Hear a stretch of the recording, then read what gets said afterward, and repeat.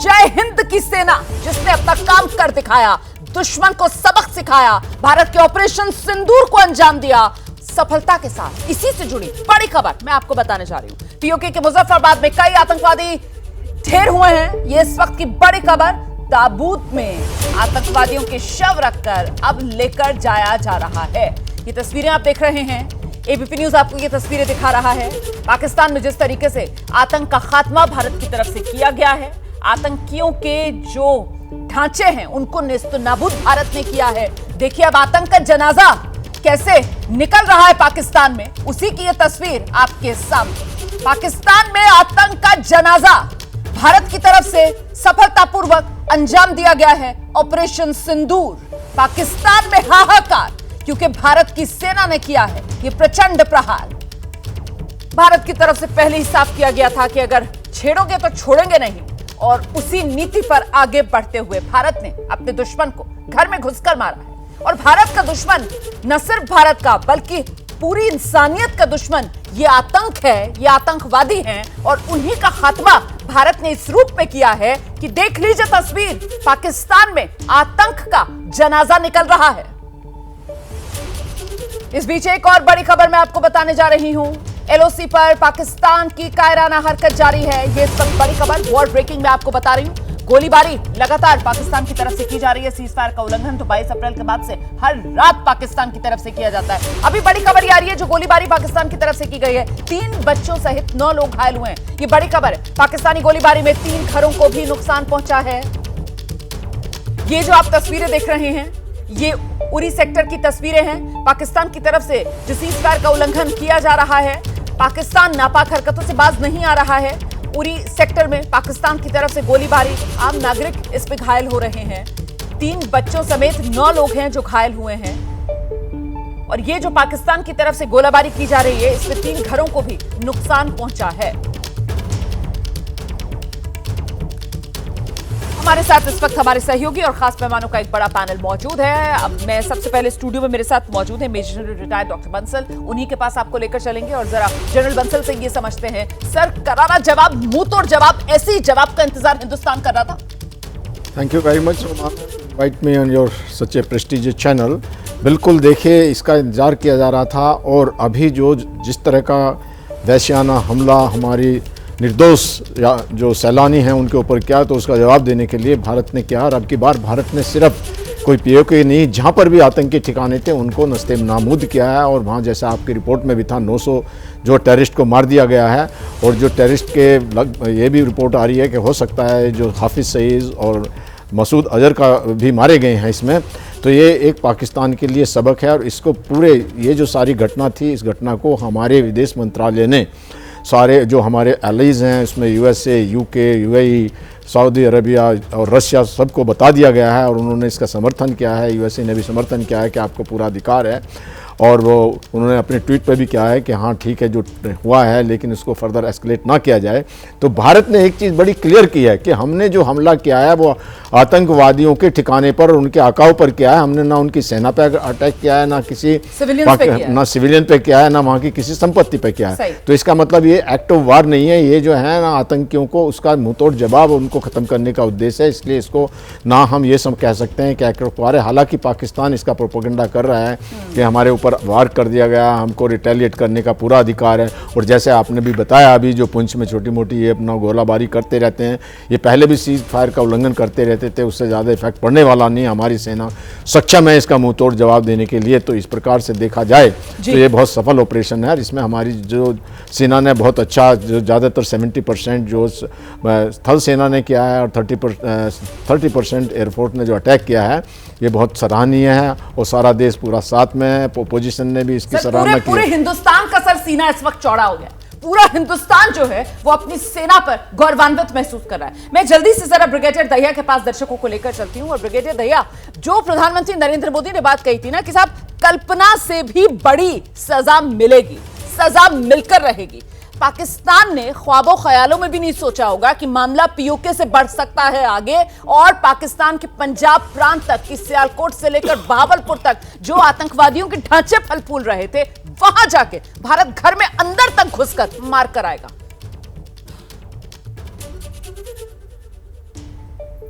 रमन जी, आपको याद होगा हमने एक प्रोग्राम किया था, हाँ, तो हमारी बातचीत हुई थी कि अब नहीं तो कब। आज सही बड़ा सर। अच्छा दिन है कि वो कब आ गया है।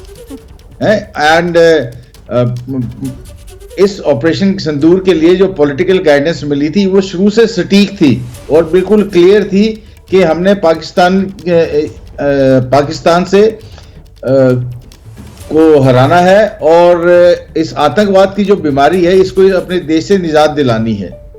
हम और ये भी बात हुई थी कि भाई हम जो बोला गया कि चुन चुन के मारेंगे, कल्पना से परे की सजा देंगे, कठोरतम कार्रवाई की जाएगी। इस समय अभी तक क्या हुआ है इस पे बहुत विस्तार से बात हो चुकी है कि जैसा कि जनरल साहब ने भी बताया कि भी 3 बुलेट पॉइंट्स है basically. It was only terrorist infrastructure and we use precision weapons, और हमने साथ में ये भी बोला कि हमने इसको अभी तक लिमिटेड स्ट्राइक किया है with a very clear targets based on जो हमारी इंटेलिजेंस थी। लेकिन अभी पाकिस्तान इस पे क्या कार्रवाई करेगा और उसकी क्या मनोदिशा है, एज ए रक्षा विशेषज्ञ हमारा वो उस पर ध्यान रहना चाहिए। पाकिस्तान की मनोदिशा ये है कि अभी अपने देश को उसको कुछ तो बताना होगा कि मैंने कुछ कर रहा हूं मैं। पहली बात तो उसकी जो झेप है, उसकी जो डीजी आईएसपीआर की प्रेस रिलीज से पता चलता है, वो कहता है कि भारत ने ये हमला भारतीय हवाई सीमा में रह के किया है, वो हमारे अंदर नहीं घुसे हैं। भाई हमला तो हुआ है, पूरा देश दे रहा है, पूरा विश्व देख रहा है कि हमने टेररिस्ट इंफ्रास्ट्रक्चर को ध्वस्त किया है। अभी पूरा टेररिस्ट इंफ्रास्ट्रक्चर ध्वस्त नहीं हुआ है। हमें जैसे कि हमारी भारतीय सेना में कहा जाता है और प्रिंसिपल ऑफ वॉर है कि maintenance of aim, maintenance of objective, और वो हमारा ऑब्जेक्टिव है इस देश को आतंकवाद से निजात दिलाना। और उसको निजात तब मिलेगी जब पाकिस्तान की मिलिट्री को एक मिलिट्री डिफीट दी जाए, क्योंकि इसके आतंकवाद के असली आका है पाकिस्तान आर्मी।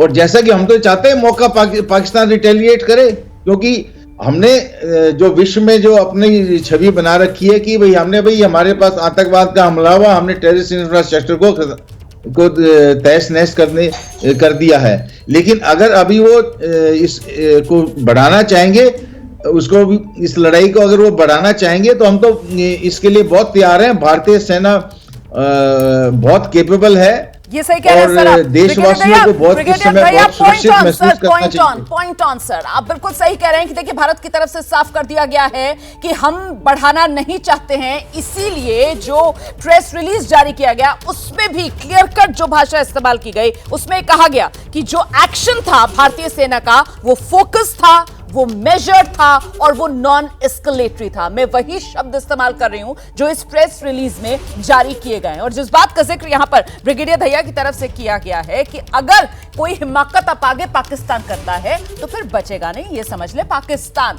क्योंकि ये हिंदुस्तान की सेना है जिसने ट्रेलर तो दिखा दिया है। इस बीच ऑपरेशन सिंदूर से जुड़ी एक और बड़ी खबर मैं आपको बता दूं। मिसाइल स्ट्राइक में मारे गए जैश के कई आतंकवादी, ये बड़ी खबर सामने निकल कर आ रही है। पाकिस्तानी सेना के कई अधिकारी जो हैं वो अस्पताल पहुंच रहे हैं। जैश के कितने आतंकवादी मारे गए हैं ये गिनती की जा रही है। अभी पाकिस्तान में गिनती की जा रही है कितने आतंकवादी मारे गए हैं। पाकिस्तानी फौजियों को आप देखिए, पाकिस्तानी सेना के बड़े अधिकारियों को आप देखिए, अस्पताल जा रहे हैं और वहां पर जो भर्ती हैं उनसे मुलाकात कर रहे हैं।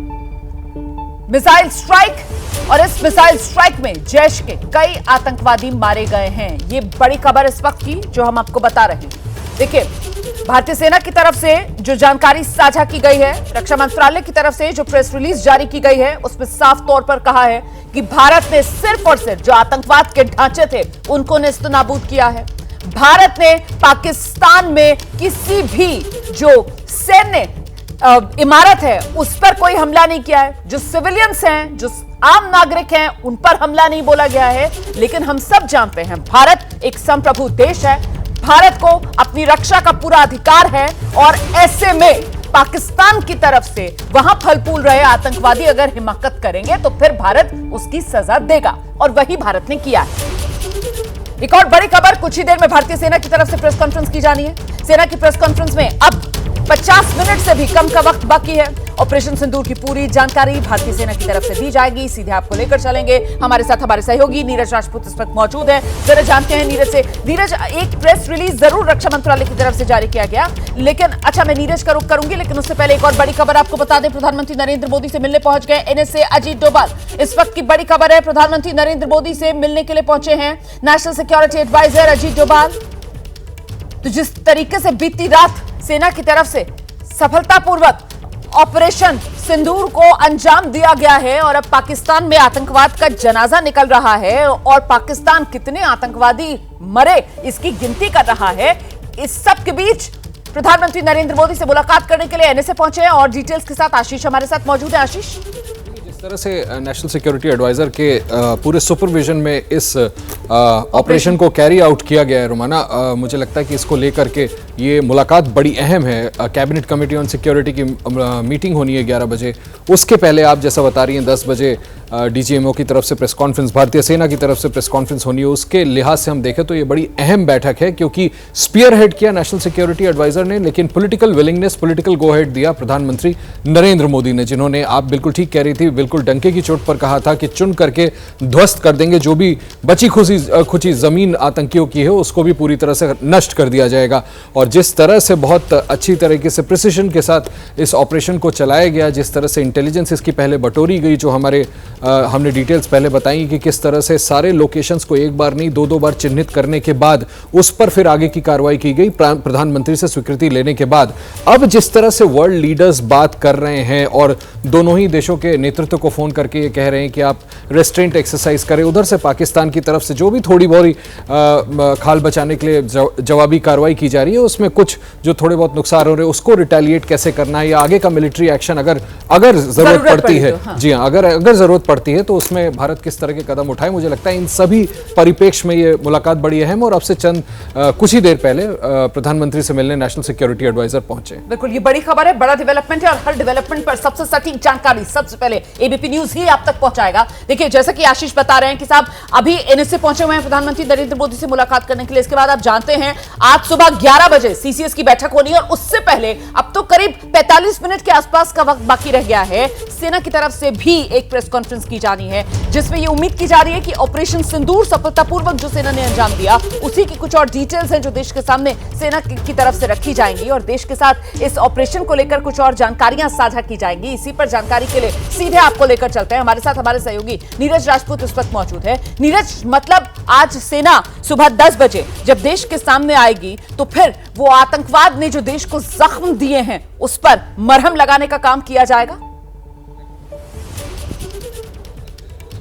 बिल्कुल रोमाना, बिल्कुल ठीक कहा आपने कि जो ऑपरेशन सिंदूर हुआ है वो उसका जो डंके की चोट पर जो किया गया है उसके लिए ही ये प्रेस कॉन्फ्रेंस की जा रही है। जब भी सर्जिकल स्ट्राइक हुई या ऑपरेशन बालाकोट एयर स्ट्राइक हुई उसके बाद प्रेस कॉन्फ्रेंस हुई, तो इसी तरह से ये एयर स्ट्राइक की कोई छिपकर नहीं की है भारतीय सेना ने। ये जो स्ट्राइक की है 9 जगह पर 24 स्ट्राइक की है भारतीय वायुसेना ने और थल सेना ने। उसके लिए ही ये ट्राई सर्विस प्रेस कॉन्फ्रेंस है। इसमें यानी थल सेना, वायुसेना, नौसेना तीनों के अधिकारी यहाँ पर मौजूद होंगे। साथ ही जो इंटीग्रेटेड स्टाफ के भी अधिकारी यहाँ मौजूद होंगे दिखाने के लिए कि तीनों सेनाओं का समन्वय और सहयोग किस तरह से रहा इस ऑपरेशन में। और इसके अलावा विदेश मंत्रालय के अधिकारी वो सब यहाँ बैठकर प्रेस कॉन्फ्रेंस करेंगे इस नेशनल मीडिया सेंटर में और बताएंगे कि किस तरह से जो भारतीय सेना है, तीनों सेनाओं ने मिलकर किया है इस ऑपरेशन सिंदूर को। 9 जगह पर स्ट्राइक किया गया, 24 जो है बॉम्ब गिराए गए हैं, मिसाइल्स गिराए गए हैं। कितना बड़ा नुकसान हुआ है पाकिस्तान को इस ऑपरेशन सिंदूर में, जिसके तहत जो है जितने भी पाकिस्तान में जैश ए मोहम्मद, लश्कर ए तैयबा और हिजबुल मुजाहिदीन के टेरर कैंप से आपके पास नीरज जरा तस्वीरें दिखाते हैं। देखिए किस तरीके से बार बार मैं इस बात का जिक्र कर रही हूं, आतंकवाद को तहस नहस भारतीय सेना की तरफ से किया गया। ये जो तस्वीर आप देख रहे हैं ये दरअसल मुरिदके की तस्वीर है। मुरिदके आप जानते हैं जिसकी पहचान लश्कर ए तैयबा के हेडक्वार्टर के तौर पर इसी शहर में मुरिदके में लश्कर ए तैयबा का हेडक्वार्टर, और ये जो आप तस्वीरें देख रहे हैं वो यहां मरकज ए तैयबा है। मरकज ए तैयबा जहां आतंकवादी रहते हैं, फलते फूलते हैं, ट्रेनिंग लेते हैं, उसी लश्कर के मरकज का मतलब होता है सेंटर। अंग्रेजी में मैं आपको इसका मतलब अगर बताऊं, हिंदी में आप इसे समझ सकते हैं केंद्र। मरकज उर्दू का शब्द है, तो मरकज में जिसका नाम तैयबा है, लश्कर ए तैयबा का ये सेंटर, और यहां देखिए किस तरीके से सब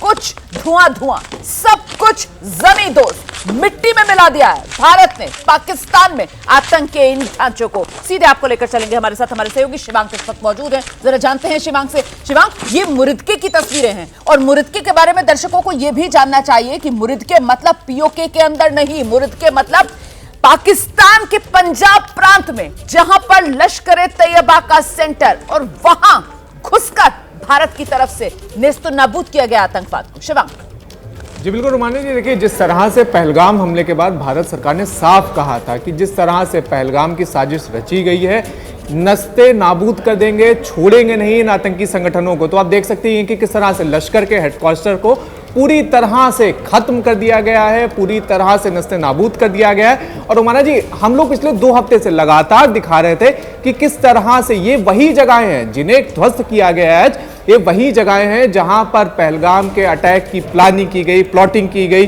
सारी चीजें ये वही चीजें हैं। 2 हफ्ते से लगातार एबीपी न्यूज लगातार दिखा रहा है कि किस तरह से इन सारी जगहों पर बैठकर पहलगाम के पूरे अटैक का एक पूरा ब्लूप्रिंट तैयार करा गया था। तो जिस तरह से अब अटैक हुआ है, सामने आप देख सकती हैं तस्वीर कि पूरी तरह से स्वाहा है, पूरी तरह से खत्म है। जो लगातार आवाज भी हम लोग सुन रहे हैं यहाँ पर, ये स्थानीय लोग लगातार वीडियो बना रहे हैं और वो लगातार एक ही चीज कह रहे हैं कि पूरी इमारत खत्म हो चुकी है, पूरा मरकज खत्म हो चुका है। जो भीतर लोग थे उनका भी कुछ नहीं पता कि जीवित हैं, मृत हैं क्या। तो देखिए ये सीधी तस्वीर है। और उसके अलावा जो सूत्रों के द्वारा जो जानकारी मिल रही है कि यहाँ पर 100 से ज्यादा 120 के आसपास एक्टिव आतंकवादी थे। ये इसी लश्कर के हेडक्वार्टर में 120 से ज्यादा एक्टिव आतंकवादी थे। अब से कुछ ही देर में हो सकता है कि एक्यूरेट संख्या आ जाए या फिर शाम तक कुछ आतंकवादियों के नाम भी आ जाएं जिनकी इसमें मौत हुई है। लेकिन एक चीज साफ है, मुरिदके की अगर बात की जाए तो मुझे लगता है जरा वो मुंबई में जो 2008 में हमला हुआ था उसका भी जिक्र कर लेना बहुत जरूरी है, क्योंकि यही मुरिदके था, यही लश्कर का सेंटर था जहां पर हिंदुस्तान के खिलाफ बड़ी साजिश रची गई थी, मुंबई को दहलाया गया था। शिवांग जी बिल्कुल रुमाना जी, देखिए जिस तरह से मुरिदके का ये जो पूरा हेडक्वार्टर बनाया था लश्कर ने, ये एक तरह से उनका कमांड सेंटर था कि जिस तरह से वो फिदायीन को, मुजाहिदीनों को भारत की तरफ भेजते थे हमला करने के लिए, तो यहाँ से आदेश दिए जाते थे कि इस तरह से हमले करने हैं सैटेलाइट फोन के द्वारा, ये सारी चीजें होती थी। उसके अलावा यहाँ पर पूरा मजमा रहता था।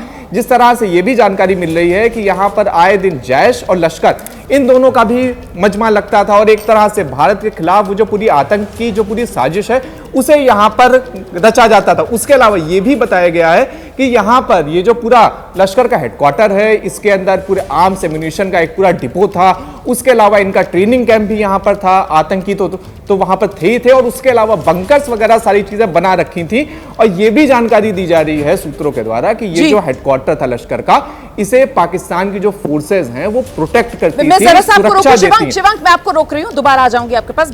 खास मेहमान हमारे साथ इस वक्त मौजूद हैं, पूर्व वायुसेना प्रमुख हमारे साथ आरकेएस भदौरिया साहब मौजूद हैं, और जरा मार्शल आरकेएस भदौरिया साहब से ही जानते हैं सर, ये जो पाकिस्तान को मुंह तोड़ जवाब भारत की तरफ से दिया गया है, जो आतंकवाद को निस्तो नाबूद किया गया है, अब जिस तरीके की तस्वीरें सामने निकल कर आ रही है, आपका असेसमेंट क्या है सर? जरा दर्शकों को बताइए कैसे भारत ने ये जवाबी कार्रवाई की है। भदौरिया सर। देखो, आई थिंक सबसे ज्यादा इंपॉर्टेंट बात तो ये है कि किस तरह के टारगेट्स चुने गए एंड किस लेवल के टारगेट्स चुने गए। 9 टारगेट्स बहुत केयरफुली चुने गए, बहुत ड्यू डिलिजेंस के बाद। एंड जैसा कि माननीय प्रधानमंत्री जी ने बोला था कि ये बिल्कुल अनइमेजिनेबल पनिशमेंट होनी चाहिए टेररिस्ट के लिए और उनके सपोर्टर्स एंड बैकर्स के लिए। उस हिसाब से अगर आप देखें तो ये एक बहुत बड़ा एक्शन लिया गया है भारत की तरफ से, बहुत बड़ा। आप देख ही रहे हैं, आप दिखा रहे हैं टारगेट एरियाज की तस्वीरें, किस तरह का डैमेज हुआ है। तो जो भी डिफेंस सर्विसेज ने प्लान किया था उसको जो एग्जीक्यूशन किया है, सारे टारगेट्स को सक्सेसफुली अचीव किया है, सक्सेसफुली हिट किया है एंड सीरियस डैमेज किया है। ओवरऑल मैसेज बहुत क्लियर है कि जो टेररिस्ट नेटवर्क है उसको टारगेट किया गया है, एक भी मिलिट्री टारगेट नहीं है। एंड टेररिस्ट जहां भी छुपेंगे, अगर यहाँ पे कोई हरकत करते हैं हमारे देश में, तो उनको जहां भी जाएंगे उनको टारगेट किया जाएगा, वो बच नहीं सकते। और सर, पाकिस्तान कितना कमजोर है ये भी इस ऑपरेशन के बाद खुलकर सामने आ रहा है ना, कि सिर्फ जो पीओके है वहां पर नहीं, बल्कि पाकिस्तान के पंजाब प्रांत तक भारतीय सेना की पहुंच, और वहां पर भी जो आतंकवाद के ढांचे हैं उसको भी हमने नेस्तनाबूद किया। बिल्कुल 9 टारगेट्स चुने थे, 9 टारगेट्स अचीव कर लिए। तो एंड आप देख रहे हैं टारगेट्स की लोकेशन कहाँ है, कितनी दूर है, सब एक ही बार में सारे अचीव किए। तो क्लियर मैसेज ये है कि आप कहीं भी छुप नहीं सकते।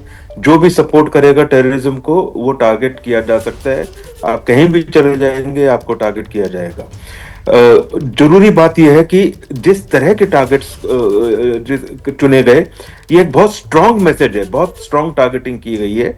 एंड उसका मकसद यही है कि बहुत क्लियरली बताना कि किसी भी लेवल का आपने टेररिस्ट ने जो पहलगाम में हिनीस क्राइम किया है, किस तरह की शर्मनाक हरकत की है, उसके जवाब में ये एक उनको अंडरस्टैंड करना चाहिए कि हर टेररिस्ट एक्ट का जवाब इससे भी स्ट्रांग होगा। एयर मार्शल भदौरिया, ये किस तरीके से एग्जीक्यूट किया भारतीय सेना ने पूरा का पूरा ऑपरेशन सिंदूर, इसको लेकर तो अभी डिटेल्स सामने आएंगी सर, सेना की तरफ से प्रेस कॉन्फ्रेंस भी होनी है, लेकिन आप दर्शकों को क्या बताएंगे किस तरीके से इसकी प्लानिंग की गई होगी और ये अलग अलग टारगेट्स जो भारतीय सेना की तरफ से चिन्हित करके, क्योंकि क्लियरली ये मैसेज बार बार भारतीय सेना की तरफ से दिया जा रहा है कि बहुत ही प्रिसाइज वेपन्स का इस्तेमाल किया गया, बहुत ही फोकस्ड और टारगेटेड और नॉन एस्केलेटरी ये मेजर्स हैं जो भारतीय सेना की तरफ से उठाए गए। सर, ये किस तरीके से ऑपरेशन को अंजाम दिया गया होगा? क्या एक साथ ये तमाम जो अटैक्स हैं वो भारतीय सेना की तरफ से पाकिस्तान पर, वो कहते हैं ना धावा बोल देना, उस अंदाज में किए गए होंगे सर?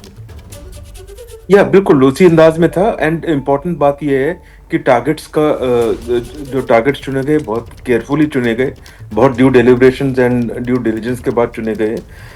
उसके बाद उनके वो टारगेट्स ही डिस्ट्रॉय हो, आसपास दूसरी जगह डिस्ट्रक्शन ना हो, सिविलियन कैजुअलिटीज ना हो, उसका ध्यान रखा गया। इसलिए प्रिसीजन वेपन्स यूज किए गए हैं। प्रिसीजन वेपन्स में भी स्टैंड ऑफ वेपन्स जो लंबी दूरी से लॉन्च कर सकते हैं उनको इस्तेमाल किया गया है।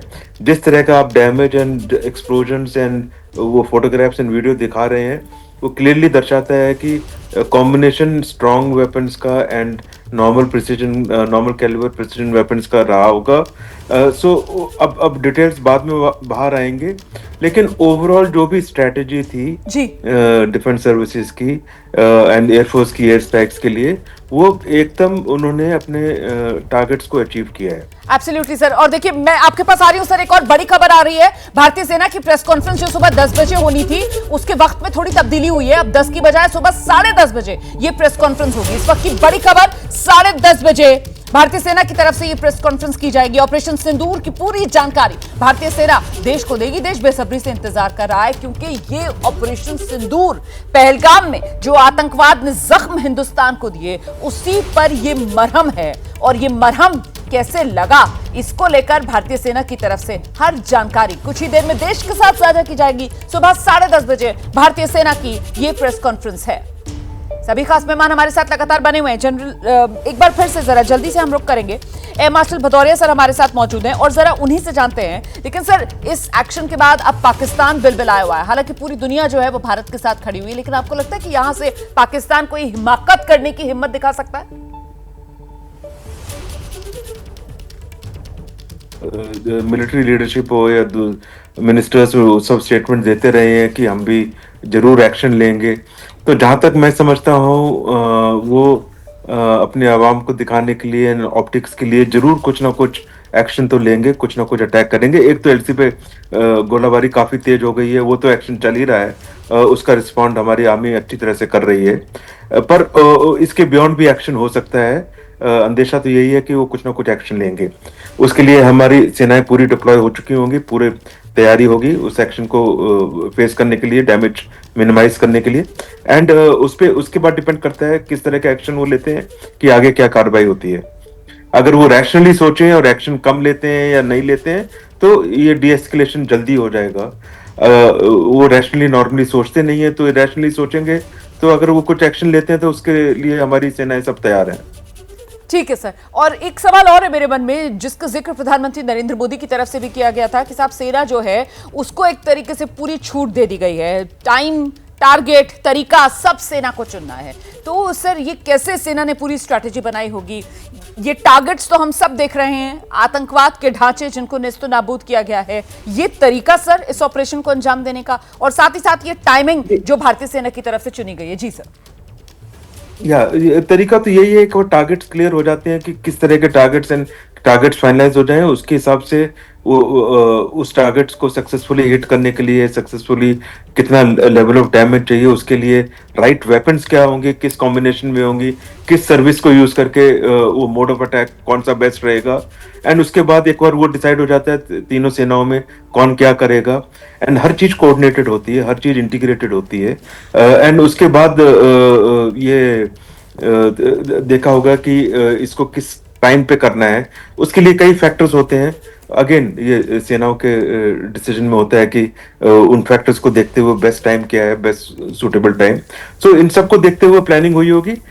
इंपॉर्टेंट बात यह है कि देखना कि वो प्लानिंग सक्सेसफुल हुई है, सारे वेपन्स जो रिलीज किए गए हैं, सारे टारगेट सेट हुए हैं, एंड देयरफॉर जो भी मिशन प्लान किया वो अचीव किया। बहुत धन्यवाद भदौरिया सर एबीपी न्यूज पर जुड़ने के लिए और इतनी विस्तार से ये तमाम जो जानकारियां हैं अपने अनुभव के आधार पर हमारे दर्शकों के साथ साझा करने के लिए sir, thank you so much for joining sir.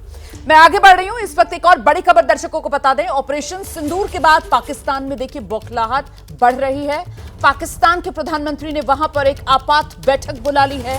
Shahbaz शरीफ ने ये नेशनल सिक्योरिटी कमेटी की बैठक बुलाई है। इस वक्त की बड़ी खबर मैं आपको बता रही हूं, पाकिस्तान में हलचल तेज, पाकिस्तान में इमरजेंसी मीटिंग बुलाई गई है। शहबाज शरीफ ने नेशनल सिक्योरिटी कमेटी की बैठक बुलाई है। पाकिस्तान में भारत की तरफ से जो आतंकवाद के ढांचे हैं उन पर जोरदार प्रहार किया गया है। ऑपरेशन सिंदूर के जरिए भारत ने पाकिस्तान में फल फूल रहे आतंक के ढांचों को चूर चूर किया है और अब पाकिस्तान की ये बौखलाहट जो सामने आ रही है। एक तरफ तो एलओसी पर पाकिस्तान की तरफ से सीजफायर उल्लंघन और बढ़ा दिया गया है और तेज कर दिया गया है, जिसकी वजह से जो उरी सेक्टर है एलओसी से बिल्कुल लगता हुआ, वहां पर जो गांव का इलाका है वहां पर पाकिस्तान की तरफ से शेलिंग की गई है और ऐसे में उसी की चपेट में आकर 3 बच्चों समेत कुल 9 लोग घायल बताए जा रहे हैं। लेकिन इस वक्त पाकिस्तान पूरी तरीके से बौखलाया हुआ नजर आ रहा है और हमारे साथ अब खास मेहमान जुड़ रहे हैं। यहां पर आप देख रहे हैं जी पार्थसारथी साहब हमारे साथ मौजूद हैं, पूर्वराज नाइक हमारे साथ इस समय मौजूद हैं। पार्था सर बहुत शुक्रिया एबीपी न्यूज पर आने के लिए। सर, ये जिस तरीके से भारत ने जवाब दिया है पाकिस्तान को आतंकवाद के ढांचे नेस्तो नाबूद करके, सर सिर्फ पीओके वाले हिस्से में ही नहीं बल्कि पंजाब प्रांत में घुसकर, सर अपने आप में मिसाली कार्रवाई, मिसाली एक्शन। पार्था सर देखिए, एक चीज़ मैं आपको समझाना चाहता हूँ। पाकिस्तान में कई साल रह चुका हूँ और इनके प्रधानमंत्री और उनके बड़े भाई को अच्छी तरह जानता हूँ। ये उनका करना नहीं है, वो इन चीज़ों से अब घबराते हैं। ये करना है पाकिस्तान के सेनाध्यक्ष आसिम मुनीर को, वो हैं दोषी इसके लिए। प्रधानमंत्री वगैरह उनको समर्थन देना पड़ता है, ये हमें समझना चाहिए। और अगर जिस तरह से उनको मौका मिला है, वही सेनाध्यक्ष आसिम मुनीर को पाकिस्तान की सेना पूछने लगे कहाँ पहुँचा दिया आपने। लेकिन दिक्कत तो ये है ना पार्था सर कि वहां की जनता जो है वो पूछती नहीं है कि कहां पहुंचा दिया आपने हमको, और इसका खमियाजा जो है वो पाकिस्तान के आम लोग तो भुगतते हैं। लेकिन कुल मिलाकर जिस तरीके से ये आतंकवाद नासूर बनकर भारत को तकलीफ देता है, ये पलता पोसता इसको पाकिस्तान है और वहां पर आतंक के खिलाफ जो भारत का एक्शन, अब पाकिस्तान बिलबिला रहा है। सर, इस वक्त एक बड़ी खबर आ रही है, ब्रेकिंग न्यूज, बॉर्डर पर पाकिस्तान की तरफ से ये जो नापाक फायरिंग जारी है, इस पे बड़ी खबर ये मिल रही है कि पुंछ में 6 भारतीय नागरिकों की मौत हो गई है। अभी तक भारत में 34 नागरिक पाकिस्तान की तरफ से जो गोलीबारी की जा रही है उसमें घायल हुए हैं। ये इस वक्त की बड़ी खबर है। पार्था सर, क्या आपको लगता है कि यहां से ये तनाव बढ़ेगा, ये एस्केलेट हो रहा है क्या सर मामला? देखिए, मैं राजदूत था जब पाकिस्तान में जब कारगिल की लड़ाई हुई, तो मैं ये उस समय भी हुआ और उनको सबक सिखाया। देखो, ये इस बार भी ये सबक सीखने वाले हैं, लेकिन इनके जो सेनाध्यक्ष हैं ये कभी सबक नहीं सीखेंगे। हिंदुस्तान के खिलाफ जो उनका नफरत है वो देखने लायक है। तो लोगों को भारत में समझना चाहिए कि पाकिस्तान के सेना भी कुछ पागल सामने आ जाते हैं जो सोचते हैं कि भारत को इस तरह से टुकरा सकते हैं। देखेंगे, सबक सीखेंगे, लेकिन जो कार्रवाई हमारे सेना ने किए हैं वो सलाहजनक है। और मैं समझता हूँ कि अच्छी बात है कि प्रधानमंत्री ने इस तरह से निर्णय लिया, जहाँ बड़ी साफ इंस्ट्रक्शंस दी गई थी, जो भी ऑर्डर करना था सेना को कर दिया। सेना तीनों सेनाओं के अध्यक्षों से मिले वो, और काफ़ी बातचीत करके ये कार्रवाई चल रहा है और सोच समझकर हम कर रहे हैं। और वहाँ पाकिस्तान में दिक्कत ये है कि उनके सेनाध्यक्ष के अलावा प्रधानमंत्री नहीं जानते हैं कि क्या हो रहा है। सर, हमारे यहाँ तो ये दृढ़ राजनीतिक इच्छा शक्ति है जिसकी वजह से हम आतंक के इन ढांचों को जी पार्थ सर, आवाज मिल रही है सर मेरी? पार्थ सर सुन पा रहे हैं? जी जी जी, मैं कह रही हूं सर कि हमारे यहाँ तो देखिए दृढ़ राजनीतिक इच्छा शक्ति जिसकी वजह से हम आतंक का खात्मा करने में बार बार कामयाब होते हैं। और वहीं दूसरी तरफ जिस बात का जिक्र आप कर रहे हैं कि पाकिस्तान में वहां पर जो नेता हैं उनके हाथ में ही कुछ नहीं है, वहां के नेता पूरी तरीके से सेना के हाथ की कठपुतली हैं। लेकिन सर, सेना का प्रमुख वहां पर वो जनरल आसिम मुनीर, जो जिहादी जनरल के तौर पर पहचान बनाई उसने, इस बीच ये तस्वीर हम दर्शकों को जो दिखा रहे हैं टेलीविजन स्क्रीन पर, ये बहावलपुर की तस्वीर है। देखिए, बहावलपुर जहां जैश ए मोहम्मद का हेडक्वार्टर, और बहावलपुर में जैश ए मोहम्मद के हेडक्वार्टर किस तरीके से इस आतंकवाद के हेडक्वार्टर को तहस नहस भारतीय सेना ने किया है, तस्वीरें आपके सामने हैं। यहां बहावलपुर में मरकज सुभान अल्लाह, ये इस मरकज का नाम जैश ए मोहम्मद का ये हेडक्वार्टर, और ये इंटरनेशनल बॉर्डर से 100 किलोमीटर भीतर जाकर बना हुआ है। और देखिए किस तरीके से पूरी तरीके से ये तहस नहस हो चुका है। टारगेटेड भारत की तरफ से जवाबी एक्शन किया गया है, टारगेटेड कार्रवाई की गई है। और टारगेट क्या थे? आतंकवाद के ढांचे थे। टारगेट क्या थे? वो आतंकी, वो नासूर थे जो हिंदुस्तान को बार बार परेशान कर रहे थे, हिंदुस्तान को बार बार आतंक के जख्म दे रहे थे। उन्हीं का सफाया करने का काम भारत ने ऑपरेशन सिंदूर के जरिए किया है। बहावलपुर में आतंकी अड्डा ध्वस्त कर दिया गया है। हमारे साथ लगातार जी पार्थ सारथी बने हुए हैं। पार्थ सर, ये चोट तो बड़ी पहुंचाई है भारत ने। आतंकी कमर तोड़ने की बात जो देश के प्रधानमंत्री नरेंद्र मोदी कह रहे थे, वो भारतीय सेना ने करके दिखाया है सर। जैश ए मोहम्मद से लेकर लश्कर ए तैयबा तक के ये मुरिदके से लेकर सर बहावलपुर तक जितने हेडक्वार्टर सब ध्वस्त। जी पार्थ सारथी सर। देखिए, हमें ज़रूर हमने इन संगठनों पर हमला किया है, लेकिन हमें याद रखना चाहिए जो पाकिस्तान में इस तरह के घटनाएं होते हैं, प्रधानमंत्री नहीं जानते हैं, ये सेनाध्यक्ष और आईएसआई के अध्यक्ष जानते हैं। और मेरा कहना ये है, इस जो हवाई हमला हुआ हमारी तरफ से, वो उनको शर्म देती है। और अब हम जो कार्रवाई कर रहे हैं हमारे देश के अंदर, वो उससे भी वो सबक सीखेंगे कि भारत के साथ इस तरह व्यवहार करना कोई एक हंसने की बात नहीं है। बिल्कुल सर, छेड़ोगे तो छोड़ेंगे नहीं, और वो करके हिंदुस्तान के इस रूप में दिखा रहा है। इस बार पिछली 2 बार की तरह नहीं, बल्कि उससे भी बड़ी सजा जो पाकिस्तान को सिखाई गई है सबक के तौर पर, वो तस्वीरें आपके सामने हैं। पाकिस्तान में तबाही की तस्वीरें, आतंक की तबाही जो भारत की तरफ से अंजाम दी गई है ऑपरेशन सिंदूर पर। इस बीच चीन की तरफ से पहली प्रतिक्रिया सामने आ गई है। भारत की कार्रवाई अफसोसनाक है, ये चीन की तरफ से कहा जा रहा है। हम आतंकवाद के खिलाफ हैं। चीन के विदेश मंत्रालय की तरफ से ये बयान दिया गया है। ऑपरेशन सिंदूर पर चीन की पहली प्रतिक्रिया सामने आई है। भारत की कार्रवाई अफसोसजनक, ये चीन की तरफ से कहा गया है।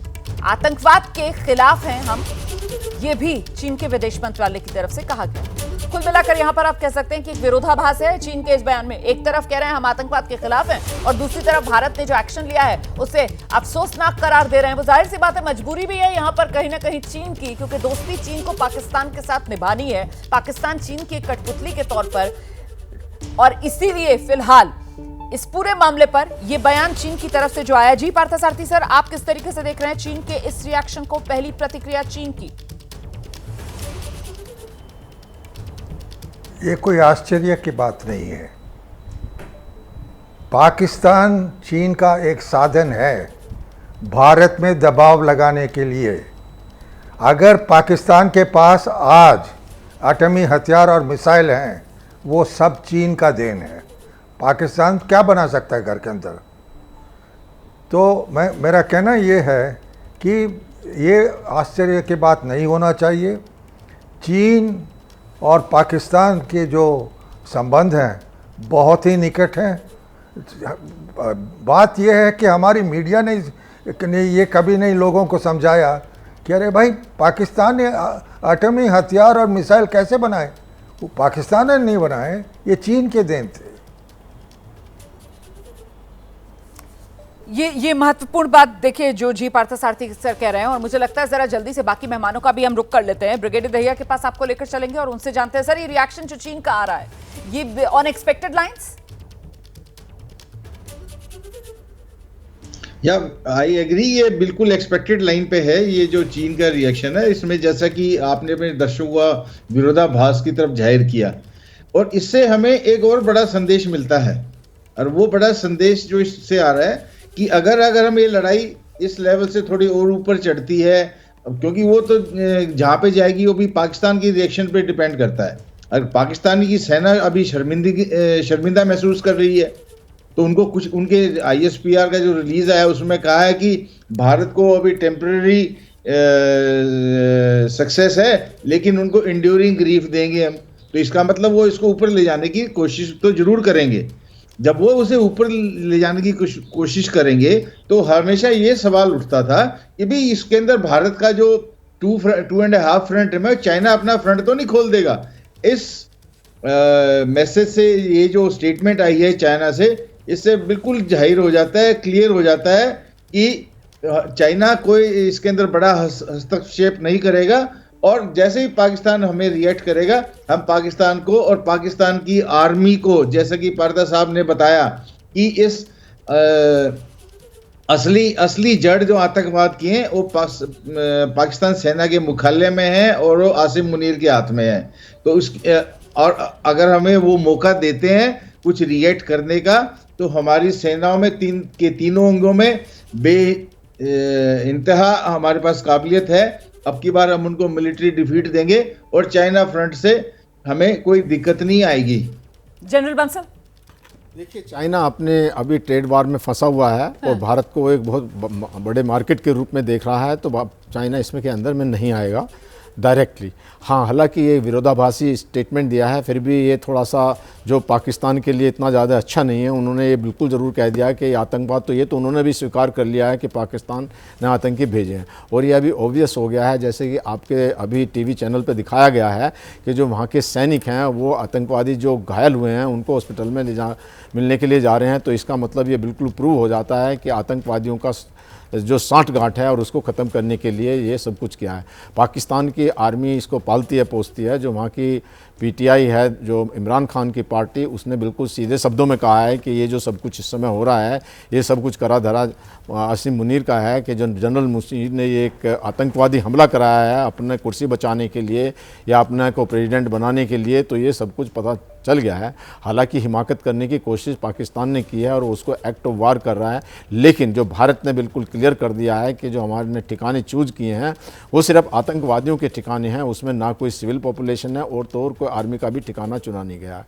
और जबकि जो पाकिस्तान ने एक अपना जो उधर से भेजा तो उनका JF-17 को ध्वस्त कर दिया है हमारे भारत ने, और F-16 भी उनका जो है उसको भी मार गिराया है। तो इस प्रकार से कोई दुस्सा, क्योंकि हमारी जो एयर डिफेंस है, जो एक आयरन डोम की तरह से है, 4-5 लेयर हैं उसके अंदर में। जो हमारी पृथ्वी एयर डिफेंस मिसाइल है वो स्पेस के अंदर से अपना जो ख़त्म कर देगी किसी भी ऐसे टारगेट को जो आएगा इधर को। इसी प्रकार से हमारी एडवांस एयर डिफेंस है, हमारी आकाश मिसाइल है, S-400 है, जो कि दोनों जगह वो जो है क्रूज़ और बैलिस्टिक दोनों मिसाइल को ध्वस्त करने की कैपेसिटी रखता है।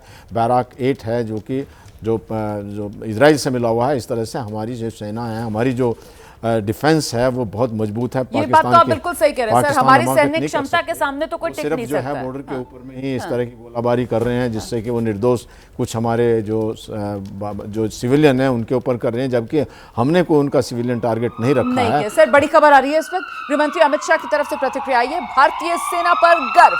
इस वक्त की बड़ी खबर हम आपको बता रहे हैं, ऑपरेशन सिंदूर पर गृहमंत्री अमित शाह का बयान सामने आया है, भारतीय सेना पर गर्व है। हर तरफ से यही कहा जा रहा है, ये हर हिंदुस्तानी के दिल की बात है, भारतीय सेना पर हर हिंदुस्तानी को गर्व है और उसी को आवाज दे रहे हैं गृहमंत्री अमित शाह भी। उनकी पहली प्रतिक्रिया ऑपरेशन सिंदूर पर भारतीय सेना पर गर्व।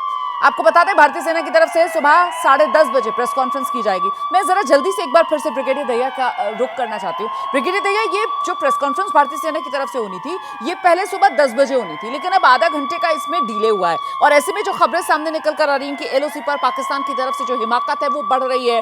पुंछ के अंदर हमारे 6 नागरिकों की मौत हो गई है, 34 घायल भी हुए हैं, तो जाहिर सी बात है ये पूरी की पूरी जो सिचुएशन है इसको असेस कर रही होगी भारतीय सेना। और आज जब प्रेस कॉन्फ्रेंस के लिए भारतीय सेना देश के सामने आएगी तो फिर संदेश जो है वो तो सरहद पार और पूरी दुनिया तक भी पहुंचेगा ना सर। न सिर्फ ऑपरेशन सिंदूर की डिटेल्स, बल्कि अगर कोई हिमाकत की जाती है तो उसके लिए सेना कैसी तैयार, इसके बारे में भी आपको लगता है कि इस प्रेस कॉन्फ्रेंस पर नजर बनाकर रखनी चाहिए, ये डिटेल्स भी सामने आने वाली हैं?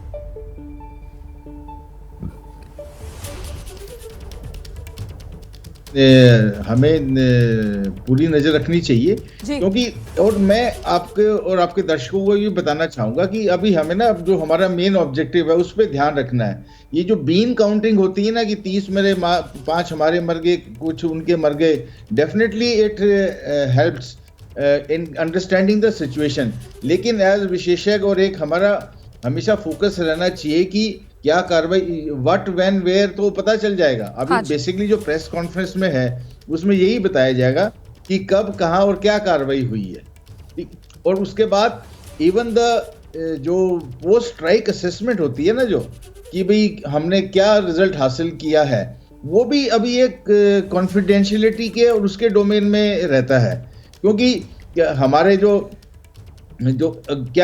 टारगेट अचीव हो गए हैं वो 100% अचीव हो गए, 75% हो गए, इसका उल्लेख इतना जरूरी नहीं है इस समय। इस समय हमें जरूरी है कि पाकिस्तान के रिएक्शन पे फोकस रखें और पाकिस्तान, और उसके लिए हम पूरे सक्षम हैं और उसके लिए पूरी तैयारी कर रहे हैं। और एक और मैं बात बताना चाहूँगा कि ये जो सिविलियन कैजुअलिटी हो रही है ये पाकिस्तान के लिए शर्मनाक है। हमने प्रिसीजन वेपन्स का इस्तेमाल किया है। ब्रिगेडियर दहिया, मैं आपको जरा सा रोकूंगी। ये तस्वीरें इस वक्त जो टेलीविजन स्क्रीन पर मैं दिखा रही हूँ ये पाकिस्तान के बहावलपुर की तस्वीरें हैं। बहावलपुर जहां जैश ए मोहम्मद का हेडक्वार्टर, मरकज, सुभान अल्लाह, ये वहीं की तस्वीरें जो आप इस वक्त देख रहे हैं। आतंक के अड्डों की ये तस्वीर हम आपको दिखा रहे हैं। हम दिखा रहे हैं आपको कैसे पाकिस्तान में आतंक के जो अड्डे हैं वो नेस्तो नाबूद हुए हैं। तस्वीरें आपके सामने पाकिस्तान के बहावलपुर की ये तस्वीरें हैं। यहाँ बहावलपुर में जैश ए मोहम्मद का हेडक्वार्टर, और वही जैश ए मोहम्मद का हेडक्वार्टर जो भारत ने पूरी तरीके से तहस नहस कर दिया है। आतंकवाद के इस हेडक्वार्टर को भारत ने मिट्टी में मिला दिया। जो संकल्प 140 करोड़ हिंदुस्तानियों का था, जो संकल्प देश के प्रधानमंत्री नरेंद्र मोदी ने दोहराया था, उस संकल्प को सिद्ध करके दिखाया है भारतीय सेना ने। हमारे साथ हमारे सहयोगी आशीष कुमार सिंह लगातार मौजूद हैं स्टूडियो में। आशीष, जो संकल्प था 140 करोड़ हिंदुस्तानियों का, जिसको आवाज देश के प्रधानमंत्री नरेंद्र मोदी ने दी थी, उसको सिद्ध करके भारतीय सेना ने दिखाया है। तस्वीरें उसी की गवाही दे रही हैं आशीष। जी हाँ, बिल्कुल। बहुत strong political and military conviction दिखाता है भारत का, डिटर्मिनेशन दिखाता है भारत का। जिस तरह से इस कार्रवाई को अंजाम दिया गया रोमाना, इस तरह से पंजाब में घुस करके, जहाँ पर मैं पहले भी कह रहा था नवाज शरीफ खुद बैठे हैं, जो पाकिस्तान की हुकूमत, प्रधानमंत्री, वो खुद नवाज शरीफ के छोटे भाई शहबाज शरीफ पंजाब से आते हैं, मरियम नवाज शरीफ पंजाब की मुख्यमंत्री। उस पंजाब में घुस करके 4 लोकेशंस, इसमें से 9 में से वो हैं जो पंजाब, पाकिस्तानी पंजाब में। आपको रोकूं, ये आतंकवादी की तस्वीर है जो हम दिखा रहे हैं, और ये आतंकवादी जो है, ये जो टारगेटेड हमले भारत की तरफ से किए गए हैं उस पे ये आतंकवादी मारा गया है। तो ये मारे गए आतंकवादी की पहली तस्वीर है जो आपके सामने आ रही है। और जिस तरीके से अभी देखिए ब्रिगेडियर दहिया की तरफ से एक बात कही जा रही थी ना कि अभी गिनने का समय नहीं है, अभी तो सिर्फ जिस तरीके से ये आतंक का खात्मा हो रहा है, उसको बस आप देखिए कैसे सेना की तरफ से सफलतापूर्वक इस कार्रवाई को अंजाम दिया जा रहा है। लश्कर का आतंकवादी बताया जा रहा है, खुखार आतंकवादी बताया जा रहा है। हिंदुस्तान के खिलाफ इसने कई ऑपरेशंस में बढ़ चढ़कर हिस्सा लिया, प्लानिंग की, हिंदुस्तान को नुकसान पहुंचाने का बड़ा षड्यंत्र इसकी तरफ से रचा गया। लश्कर का यह आतंकवादी भी ढेर हो गया है। इसकी पहली तस्वीर आपके सामने। आशीष अपनी बात पूरी कीजिए। देखिए, ये दो आतंकियों की हमें जानकारी मिली है, अब्दुल मलिक और मुदस्सर। ये जो कल रात को स्ट्राइक्स किए गए हैं भारत की तरफ से मरकज़ तैयबा मुरीदके में, जिसका आप जिक्र कर रही थी, लश्कर तैयबा का हेडक्वार्टर है मुरीदका के आसपास के इलाके में। किसी ज़माने में मैंने विज़िट भी किया है और ये हेडक्वार्टर है लश्कर तैयबा का। ये दो आतंकियों के बारे में हमें जानकारी मिली है जो कि हाई वैल्यू टेररिस्ट, आप बिल्कुल ठीक एक अब्दुल मलिक और दूसरा मुदस्सर। दो नाम, जी हाँ, दो नाम, दो कंफर्मेशन है हमारे पास। जो थोड़ी देर पहले शिवांग भी कह रहे थे कि आहिस्ता आहिस्ता इन लोगों के नाम भी आएंगे जो बड़े हाई वैल्यू टेररिस्ट मारे गए हैं। तो ये बहुत बड़ा सक्सेस है भारत के लिए कि इस तरह का हाई वैल्यू टेररिस्ट ये, और साथ में मैंने जैसे आपको बताया मुदस्सर, इन दो लोगों को के मारे जाने की खबर आ रही है। और मुझे लगता है कि जिस तरह से बड़ी संख्या में लोग मारे जाने की बात शिवांग अभी थोड़ी देर पहले बता रहे थे कि किस तरह से चिन्हित करके, ये पता करके कि किस किस कैंप में, किस किस ठिकाने पे कितने टेररिस्ट हैं, हो सकता है कि इस तरह के बड़े और भी हाई वैल्यू टेररिस्ट इस भारतीय जवाबी कार्रवाई में मारे गए। सही कह रहे हैं आप। मुझे लगता है जरा जल्दी से शिवांग का ही रुख कर लेते हैं। हमारे साथ इस वक्त मौजूद हैं शिवांग। ये अब्दुल मलिक, मुदस्सर, ये दो बड़े आतंकवादी, हिंदुस्तान के दो बड़े दुश्मन, उनके ढेर होने की खबर भी सामने आ रही है। शिवांग जी बिल्कुल रुमाना जी, देखिए जिस तरह से अब्दुल मलिक और मुदस्सर का जिक्र हो रहा है, ये लश्कर तैयबा के कमांडर्स थे जो इन ट्रेनिंग कैंप्स में ट्रेनिंग देते थे, आतंकवादियों को तैयार करते थे ताकि वो भारत में जाकर हमला करें। खुद भी ये डिफॉल्टर आतंकवादी हैं जो कि कई बार अटैक्स में भी शामिल रह चुके हैं। उसके बाद पीओके के रास्ते ये पहले लश्कर हेडक्वार्टर में चले गए, जहां पर इनका जो मुख्य काम था वो था जितने भी न्यूली रिक्रूट्स आए, जितने भी नए आतंकवादी आए, उनको ट्रेनिंग देना। तो आप तस्वीरों में आप देख सकती हैं कि किस तरह से जो हाई वैल्यू टेररिस्ट है, जिस तरह से आशीष जी ने भी जिक्र करा कि किस तरह से लगातार ये जो बड़े बड़े आतंकी थे जो लगातार इस तरह की गतिविधियों में अंजाम रहते थे, उनको मौत के घाट उतार दिया गया है।